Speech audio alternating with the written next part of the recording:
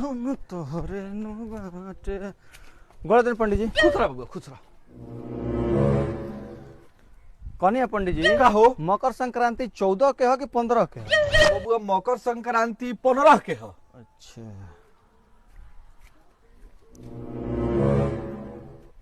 कौन पंडित जी का हो? कि चूड़ा दही नहा के खाइल उचित हो कि बिना नहलो आदमी खा सकता है? ए बबुआ चूड़ा दही तो बिना नहइले ना खाए के चाहिए, ठीक बानू। बाकी अगर घर में केहू के तबियत खराब बा तो जलो छिड़ी के खा सकता, कोनो बात नहीं के जा।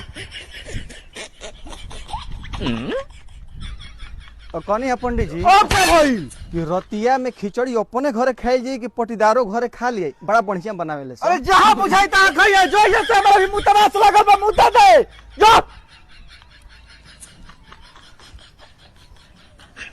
कौन पंडित जी अब का भइल? कि फुआवा के यहाँ अगर हाथ सकेत हो के तो खिचड़ी भेजल जरूरी बा कि नाहियो भेजला पर काम चल जाई? बात चल, हमें जब मुंह के गुनाह कर दिहनी, हम यहाँ के घरों के बतावा के फुआ के भेजल जरूरी बा कि नहीं के जरूरी है, के खाली पतरा खोले के पड़ी। साला हमरा जा